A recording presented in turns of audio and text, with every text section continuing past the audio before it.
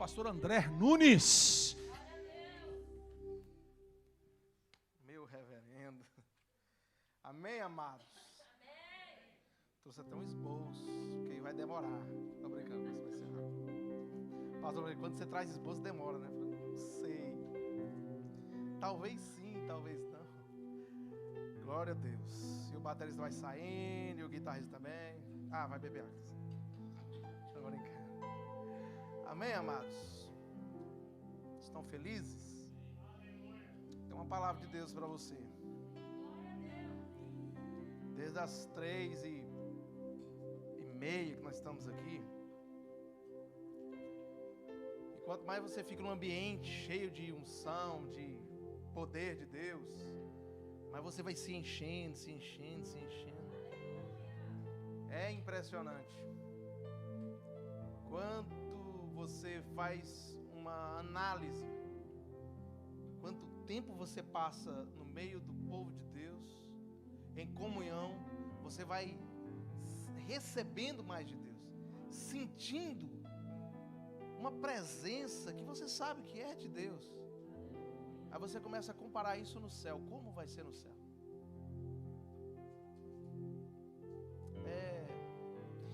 Acho que domingo retrasado, nós estávamos aqui na aula, né, Igor? E nós começamos a falar uns negócios do céu aqui. Ele não reparou, mas me deu vontade de dar umas rajadas aqui. Naquela paciência. Ele nem vai reparar aqui e tal, mas dá vontade de dar umas rajadas. Porque é tão prazeroso falar do céu. Dá vontade de ir embora. Viu, pastor Marco? Dá vontade de... Tchau, planeta Terra. Eu não sou daqui, né? Livro de Lucas.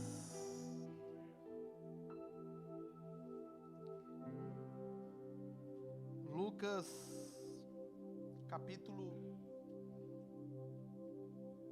8.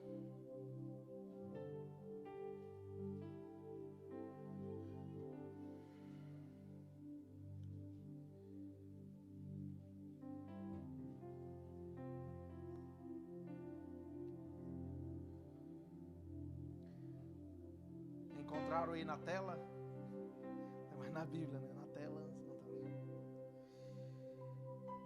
Saiu o semeador a semear sua semente. E quando semeava, uma parte da semente caiu à beira do caminho e foi pisada. E as aves do céu a comeram. Outra caiu sobre pedras, ou pedra, e nascendo, secou-se, porque não havia umidade. E outra caiu no meio dos espinhos, e crescendo com ela os espinhos, sufocaram-na. Mas outra caiu em boa terra, e nascida, produziu fruto, 100 por 1. Dizendo ele estas coisas, clamava: quem tem ouvidos para ouvir, ouça. Perguntou-lhe então seus discípulos: o que significa essas parábolas, ou essa parábola? Respondeu ele: a vós é dado conhecer os mistérios do reino de Deus, mas aos outros se fala por parábolas, para que vendo não vejam e ouvindo não entendam. É pois esta a parábola, ou o significado dela.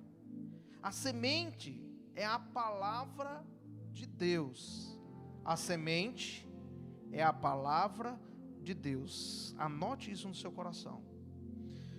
Os que estão à beira do caminho são os que ouvem.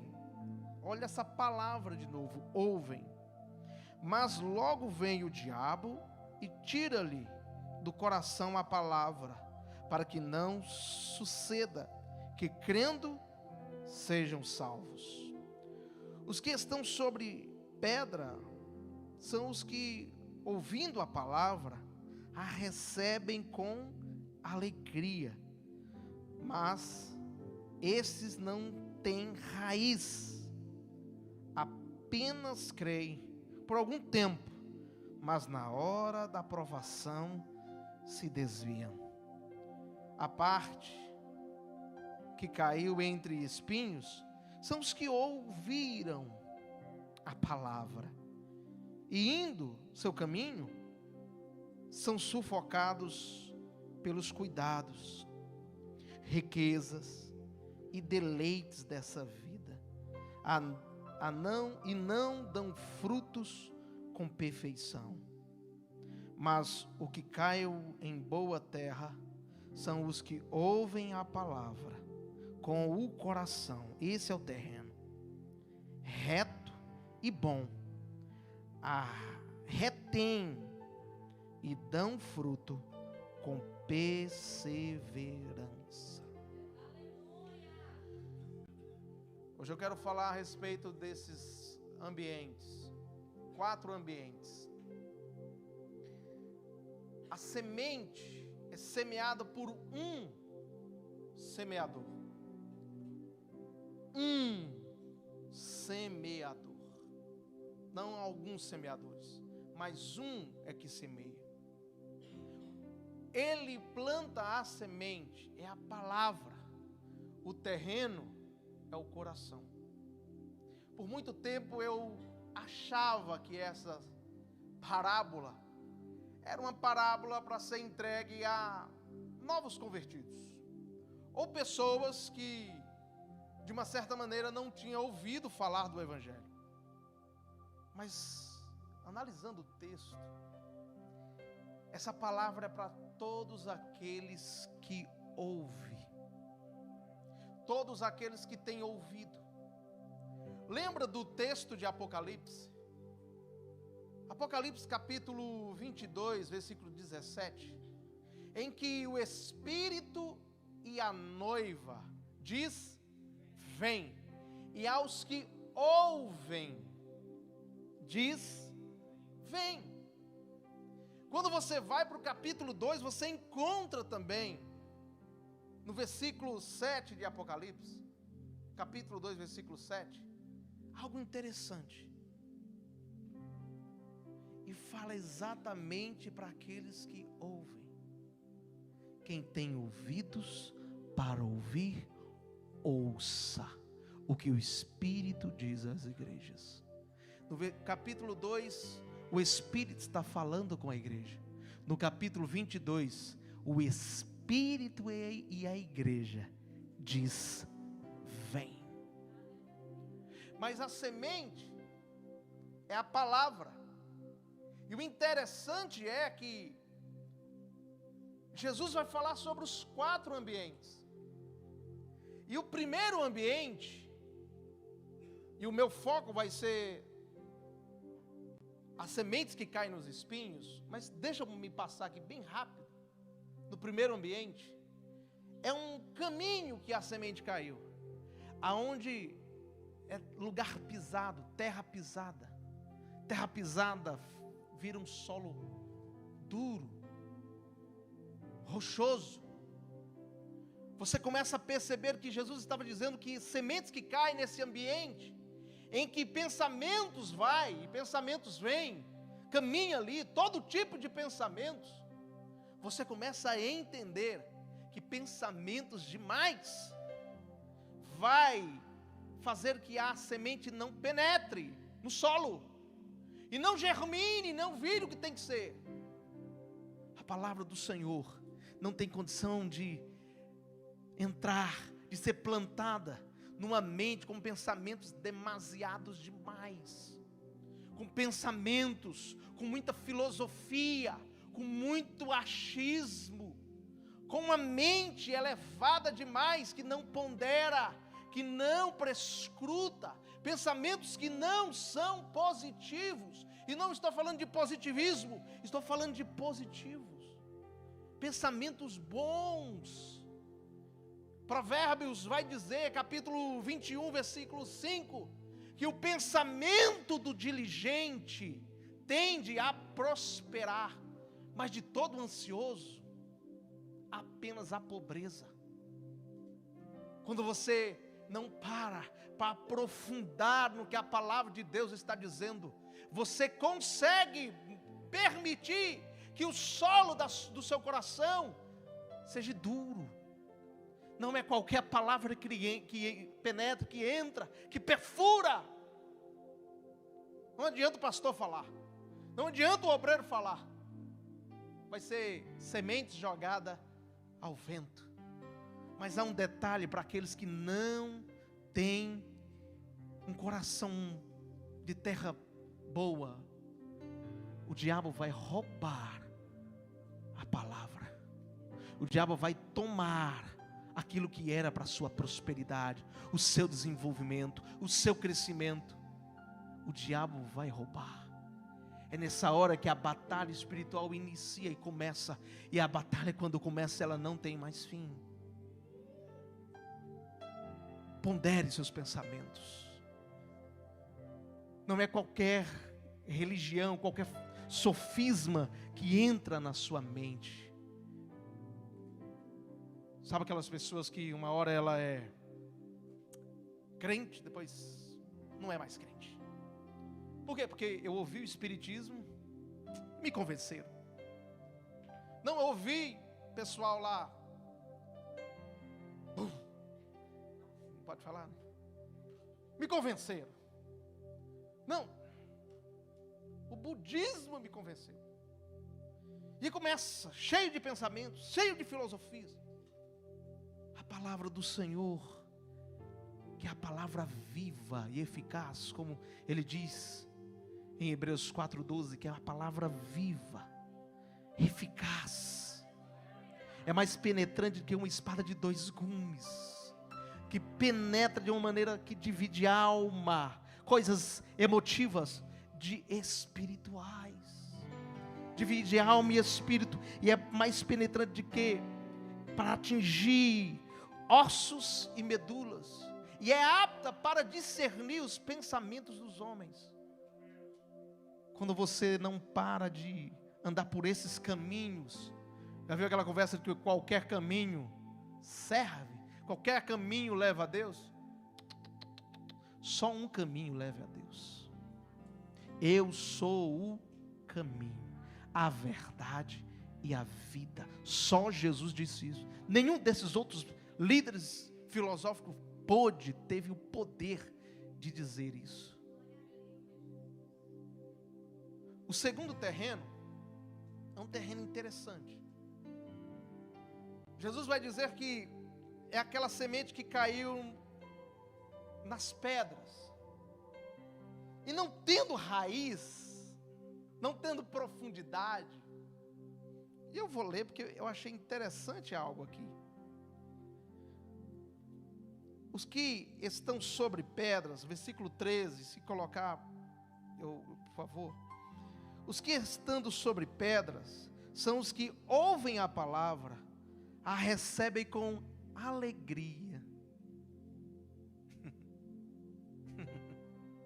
Alegria, né? Alegria. Sabe o que significa? Sabe aquela pessoa que recebe a palavra com emoção? Que palavra, hein? Quebrou tudo. Mas quando ele sai das portas ali, para lá, esquece tudo. Olha o que o texto vai dizer. Recebe com alegria, mas estes, não tendo raiz, apenas creem por algum tempo, mas a hora da provação se desviam. Sabe aquelas pessoas que recebem a palavra e falam aqui, Deus falou comigo. Meu Deus, Deus meu, nada melhor, cai, levanta, roda, cai lá para fora, fala em outras línguas, voa, desce, faz tudo. Mas quando vem a aprovação, missionário Alex, assim, revolta com Deus, se Deus não existe.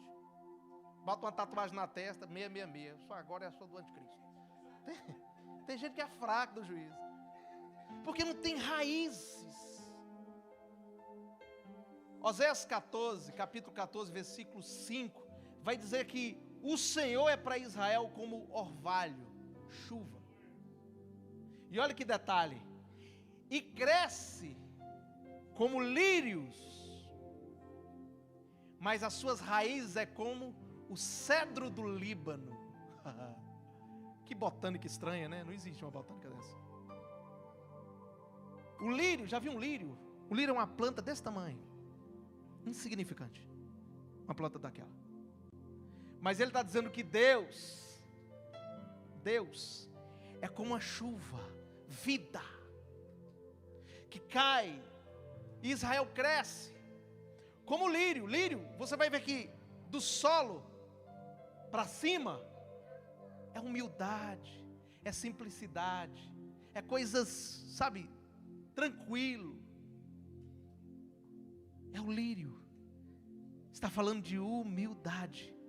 Aí ele vai dizer que as raízes é como o cedro do Líbano. Sabe quanto metro desce uma raiz do cedro do Líbano? Até 120 metros. Quem arranca um trem desse? Quando você de fato recebe a vida do Senhor, a palavra do Senhor, você tem umas raízes tão profundas, que pode vir um vento que vier, que não te arranca. Pode vir a guerra do Golfo, pode vir a terceira guerra, a quarta guerra mundial, você continua firme, dizendo, pode cair um míssil aqui, nós vamos mastigar no dente, porque o Deus que é comigo, me deu uma arma, como nós falamos aqui hoje, que as armas da igreja são poderosas em Deus, não na terra. As armas da nossa milícia são poderosas em Deus, não nos homens, não nos reinos, não nas nações. Quem tem raízes profundas, uma segurança que nada te arranca. O irmão falou um negócio para mim, já viu que tem irmãos assim? Não tem raiz. O pastor não olhou para mim, não me deu a paz do Senhor. O pastor não ligou para mim. Hoje, semana. Ela é tão sem raiz, que recebe a palavra com alegria. Mas nós não vivemos de emotividade. Nós vivemos da palavra do Senhor, que é vida, luz e amor, profundidade. Não estou falando de conhecimento profundo, não. Estou falando de certeza, de uma segurança que nada te arranca. Tem gente que é tão fraco, que qualquer coisa, eu já vou mudar de igreja. E muda. Chega lá, encontra as mesmas coisas, ou piores. Fala, mas não tem jeito, tudo é a mesma coisa. Querido. Quer mudar o caráter? Começa a ter comunhão. Porque duas coisas que mudam o homem: casamento e igreja. Quer mudar a casa, miserável. Porque é conflitos e você não consegue mudar o outro. Você reza, não vai nem orar, mas é rezar, repetir, Senhor, Senhor, mas não muda, é a mesma coisa. Igreja é a mesma coisa. Você vai conviver com pessoas do mesmo jeito, piores que você, e você vai falar, como é que pode? Só o arrebatamento para resolver isso. E você não vai ser arrebatado só, você vai ser arrebatado com esse irmão do seu lado. Então, pare de ficar envolvido com essas meninices e aprofunda suas raízes. Vou mudar o negócio aqui. O terceiro solo é o solo que eu quero aprofundar nos meus minutos. E esse solo tem 4 coisas aqui que me chamaram profundamente a atenção. Preste atenção no terceiro solo. O solo que nós chamamos de espinhos. Existem alguns espinhos, e aqui são 4, que sufoca profundamente a palavra do Senhor. E ele vai dizer que, eu vou ler para ficar bem didático. A parte que caiu entre os espinhos são os que ouvem, e indo o seu caminho, são sufocados pelos cuidados. A palavra cuidado no grego significa irmã, que você encontra lá em Mateus capítulo 6, versículo 25. A palavra Ansiedade. Que incrível, né? A palavra grega para cuidados é a mesma palavra para ansiedade. Aqueles que andam em ansiedade sufoca a palavra de Deus. Sufoca. Porque o pensamento que fica o pensamento futurista, sabe aquele pensamento futurista? O que é que vai ser de mim? E a guerra? Agora atingiu. Agora pronto, os islãs vão invadir a terra com uma areia do mar e vai matar todo mundo degolado. Eu sou cristão, acabou comigo. Agora fica ansioso. Para onde irei eu? Já viu quem assistiu o Chapolin? Quem poderá nos defender? Não aparece ninguém, né? Aí Deus falou, mané, é eu, mané. Sou eu que defendo você, moço. Quem é o escudo desse negócio aqui sou eu. Aí fica aquele monte de irmãos, é porque, irmãos, Gog e Magog, deixa a gente grogue. Fica só Gog, Magog. Irmão, eu estou aqui na terra vivendo. Para de ficar ansioso por coisas que ainda não aconteceram. Israel, essa guerra de Israel, ela é milenar. Acho que todo mês tem uma dessa aí. Orai pela paz em Jerusalém. Por que está orando pela paz? Por que não ora por Jerusalém, tem que orar pela paz? Porque o povo que vive em guerra.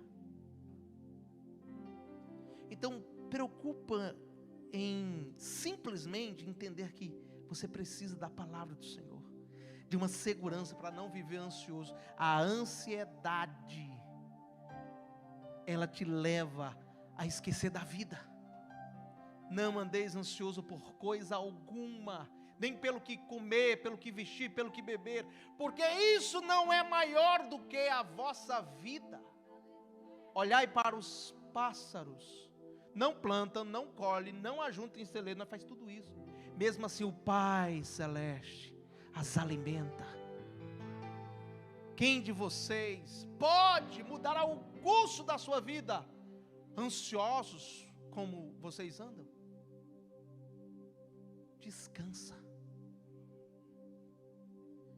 Estão ansiosos, inquietos? Descansa. Mas como descansar com bomba? Eu não sei. A paz do Senhor que excede o teu entendimento, não tem como explicar a paz do Senhor. Só tenha ela. Guarda o teu coração, guarda a tua mente na palavra. A palavra que diz, eu sou teu pai, eu que comando tudo isso aqui. Calma. Os espinhos que sufoca a palavra que está te direcionando, uma delas é a ansiedade. Segundo espinho, riquezas. Eu vou para Londres, vou ganhar mais ou menos aí uns 150 por dia, trabalhando 7 dias na semana. Cara, eu vou arrebentar. Você chega aqui, eu não vou contar a história, e você tem que pedir misericórdia, porque aqui, irmão, aqui é aqui mesmo. Não vou falar nada não. Mas quando você vem aqui e começa a buscar riqueza, e você deslumbra, porque a busca da riqueza não foi o objetivo que Deus te trouxe. Tudo aqui é muito, muito bom. A terra da rainha, a terra que mana leite e mel, não é? Mas a riqueza está na pura dependência daquele que te governa. Alguém que governa você, e é Deus. Ele vai te dar na medida que você tem que viver, nem pouco, nem muito, na medida. Provérbios 30, versículo 7.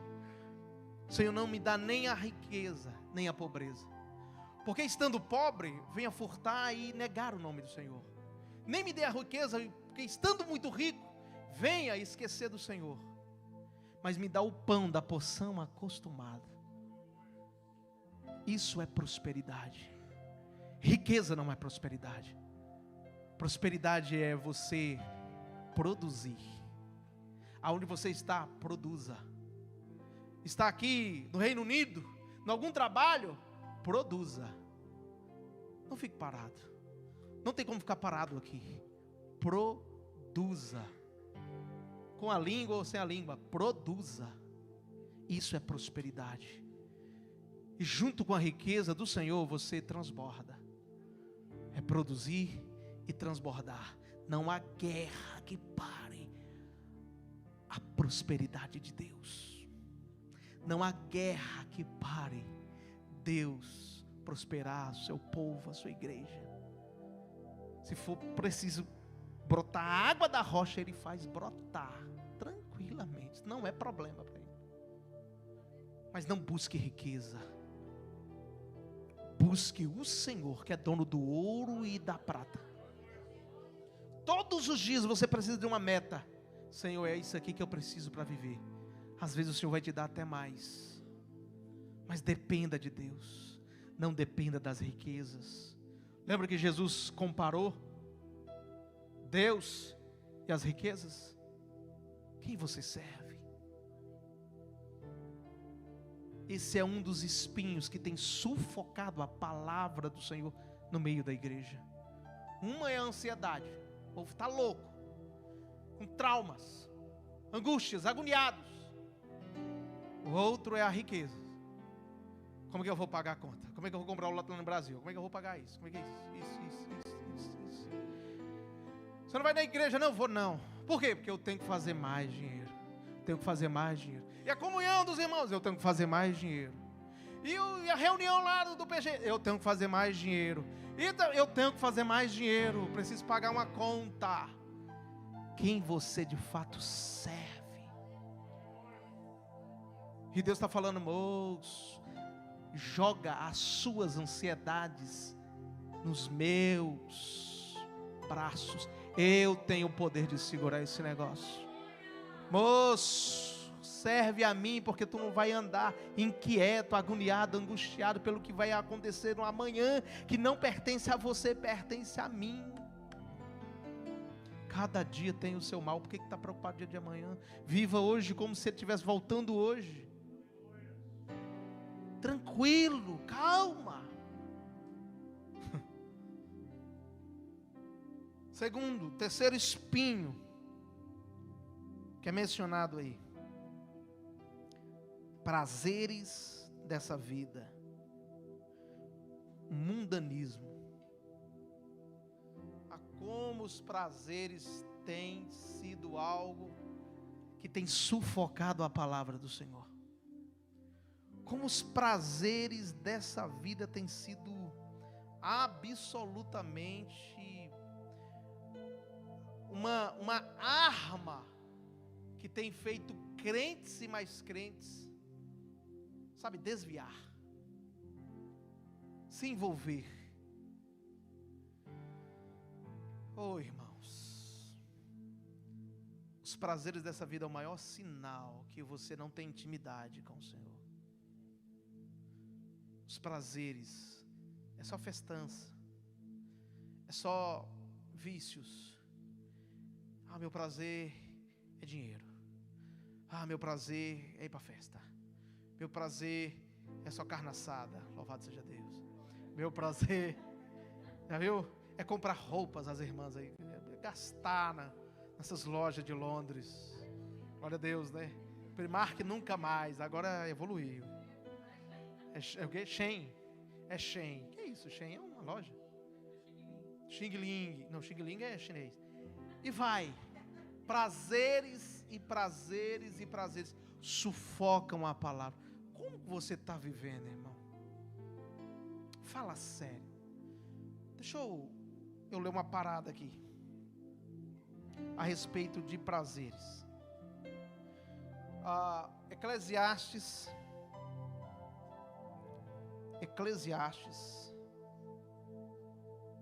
capítulo 2, versículo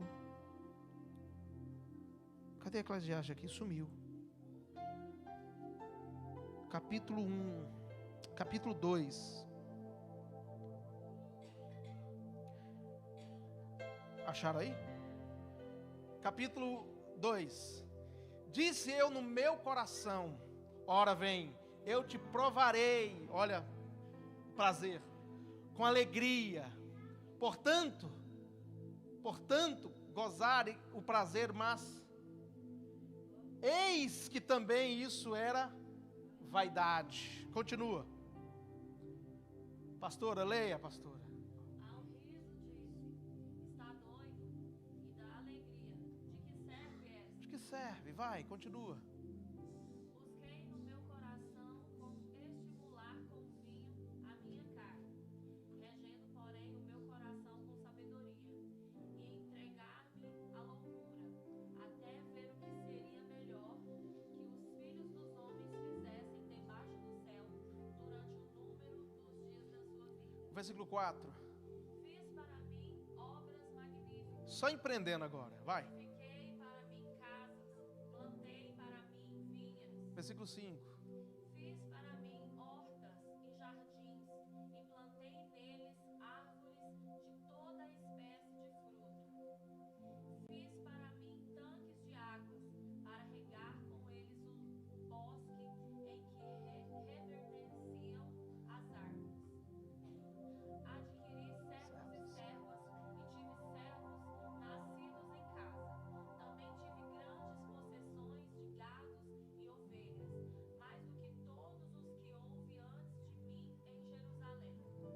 Vai. Amontoei também para mim prata e ouro, e tesouros dos reis e das províncias. Provi-me de cantores e cantoras, e das delícias dos filhos dos homens, e de instrumentos de música de toda a espécie.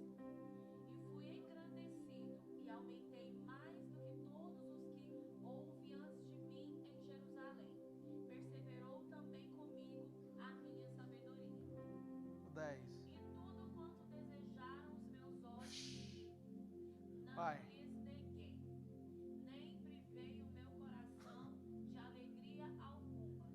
Mas o meu coração se alegrou por todo o meu trabalho, e esta foi a minha porção em todo o meu trabalho. Deixa eu ler o 11. E olhei eu para todas as obras que fizeram as minhas mãos, como também para o trabalho que eu, trabalhando, tinha feito. E eis que tudo era vaidade e aflição de espírito, e que proveito nenhum havia. O homem fez tanto empreendimento, o homem criou tudo, teve tudo que os olhos dele desejou, ele teve, possuiu. O que o coração dele implantou, ele possuiu. O cara tinha uma vida de riqueza, mas no final ele diz o quê? Tudo era vazio. Vaidade, prazeres, é vaidade. A palavra vaidade significa bolha de sabão, ou bolha, que você toca, por fora é algo bonito, tem até cor, mas quando você toca, é vazio, não tem nada. Sabe por que ele viveu isso? Sabe por que ele experimentou isso? No final era tudo vaidade? Por uma coisa, porque todos os projetos que você viu ele fazendo, empreendendo, colocando e botando o negócio para acontecer, não tinha Deus, era só prazer, não tinha Deus. Para mim, você vai ver ali, para mim, para mim, para mim, para mim, para mim, nada para Deus.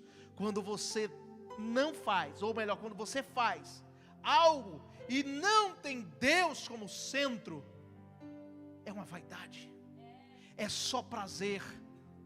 Por que você trabalha? Por que você vem à igreja?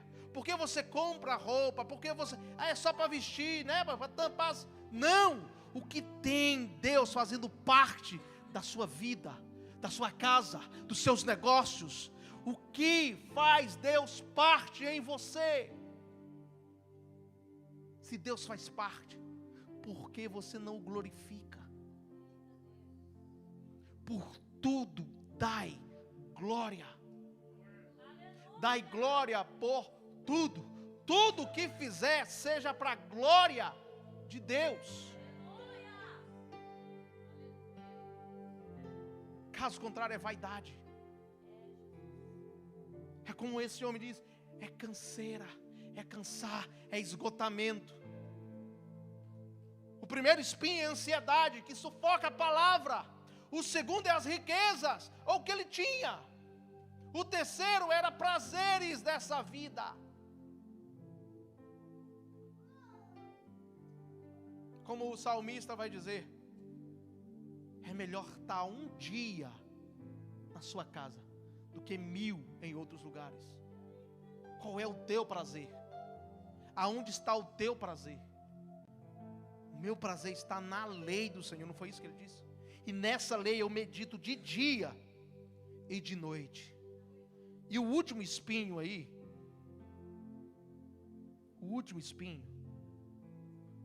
que ele vai dizer, deixa eu ver se o negócio liberou aqui. Lucas, capítulo 8, versículo 15. Não, o último espinho é: os deleites dessa vida e não dão fruto com perfeição. Maturidade. É o quarto espinho. É a infantilidade. Gente, não tem coisa pior do que você lidar com gente infantil. Infantilidade é um espinho que sufoca a palavra do Senhor. Capítulo 3 de 1 Coríntios, Paulo fala: gente, eu tento trazer palavra sólida para o crescimento de vocês, mas não consigo. Tem que trazer leite para vocês beber. Ele estava dizendo a respeito da frutificação. O seu fruto, quando você não é uma pessoa que retém a palavra, os seus frutos não são maduros. São frutos improdutivos, verdes, que não tem como colher. Quando o Senhor nos chama para amadurecer nele. E quando nós amadurecemos, nossos frutos também são maduros. São frutos. E aí você começa a entender e conhecer cada árvore pelos seus frutos. Conhecereis a árvore pelos seus frutos. Ou pelos frutos conhecereis a árvore. Se é árvore de frutos verdes ou frutos maduros. Seus frutos são maduros, irmão? Ou não dá fruto? Se não dá fruto, é porque simplesmente você não está retendo a palavra. Não é culpa do pastor. É porque você não retém a palavra. Sabe aquelas pessoas que sabem que tem que fazer alguma coisa para a obra do Senhor e não faz, porque fala: não, eu tenho que trabalhar, né? Tenho que cuidar da minha vida. A igreja já tem outros obreiros que trabalham. Vai ficar olhando, fulano já faz o que eu faço, ciclano também faz o que eu faço, não precisa de mim. Imaturo. Você está sufocando a palavra do Senhor com infantilidade. Sabe quem é maduro? É o amor, aquele que ama. Lembra que Paulo falou assim: olha, vindo o amor, eu deixei as coisas de menino. Porque o amor amadurece. Quem não ama é infantil. Mas quem ama não fica esperando fulano, ciclano. Ele faz. Se der resultado, ele sabe que vai dar resultado certo. Porque é o fruto que vai nascer. Quando Deus fala faz, acontece. Seja maduro. E o último, para nós encerrar, o versículo 15. Mas A semente que caiu na boa terra, no coração bom, são os que ouvem a palavra com o coração reto, ou seja, generoso e bondoso. Esse ouve e a retém, e dão frutos com perseverança. Retém. O segredo do frutificar é o reter a palavra. Não é ser apenas ouvinte, mas praticante.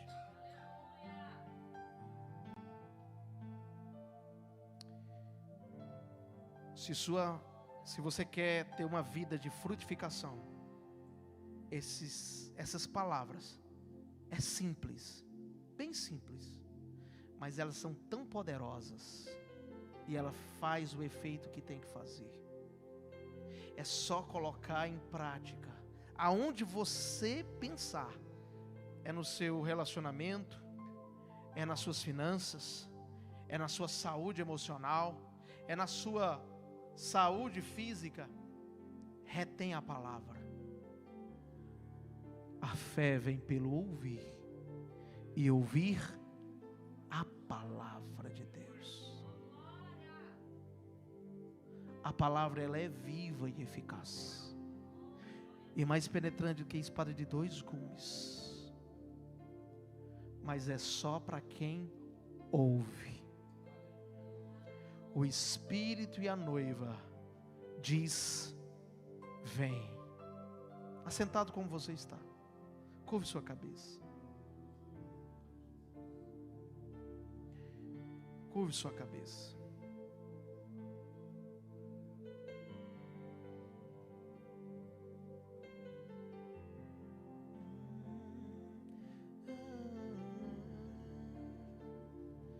Tua majestade é real. Tudo que eu mais quero é te ver. Eu vou com tua glória e poder. Tua majestade é real. Tua voz ecoa em meu ser. É só para aqueles que ouvem.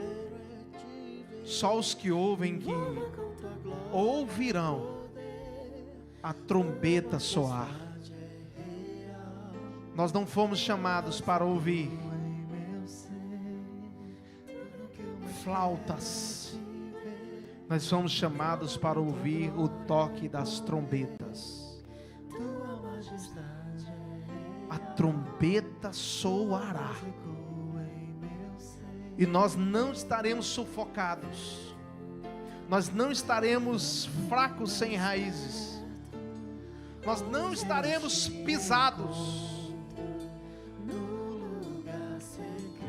Nós estaremos prontos, cheios de vigor.